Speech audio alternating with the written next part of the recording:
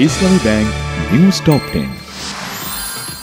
পিলখানা বিদ্রোহের ঘটনায় বিস্ফোরক আইনের মামলায় ১৬ বছর পর জামিনে মুক্তি পেলেন ১৬৮ জন বিডিআর সদস্য। কারাগারের সামনে বরণ করেন স্বজনরা। জুলাই নৃশংসতায় জাতিসংঘের ফ্যাক্ট ফাইন্ডিং মিশনের প্রতিবেদন চূড়ান্ত। ফেব্রুয়ারির মাঝামাঝিতে প্রকাশ, ডক্টর ইউনূসকে জানিয়েছেন ভলকার টুর্ক। বিএনপি মহাসচিব মির্জা ফখরুল ইসলাম আলমগীর বলেছেন, অন্তর্বর্তী সরকার নিরপেক্ষ না থাকলে নির্বাচনের সময় নিরপেক্ষ সরকারের প্রয়োজন হতে পারে। ২৪-এর শহীদদের আত্মত্যাগ যেন বৃথা না যায়, সেজন্য সবাইকে ঐক্যবদ্ধ থাকতে হবে। আসাদ দিবস উপলক্ষে আলোচনায় বক্তারা।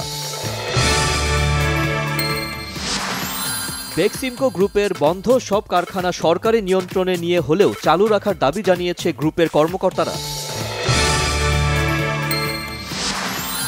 সুপ্রিম কোর্টে বিচারক নিয়োগ অধ্যাদেশ ২০২৫কে বৈষম্যমূলক আখ্যায়িত করে সংশোধনের দাবি সুপ্রিম কোর্ট আইনজীবী সমিতির। সজীব ওয়াজেদ জয়কে অপহরণ ও হত্যা চেষ্টা মামলায় আমার দেশ পত্রিকার সম্পাদক মাহমুদুর রহমানের করা আপিলের রায় ১০ ফেব্রুয়ারি।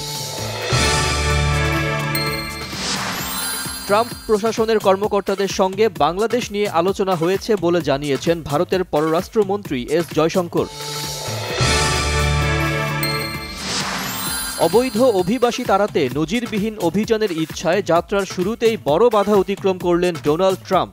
এ সম্পর্কিত আইনি খসড়া পাশ হয়েছে মার্কিন কংগ্রেসে। বিপিএল টি-20তে লড়ছে রংপুর রাইডার্স ও দুর্বার রাজশাহী। সন্ধ্যায় আরেক ম্যাচে মুখোমুখি হবে খুলনা টাইগার্স ও সিলেট স্ট্রাইকার্স।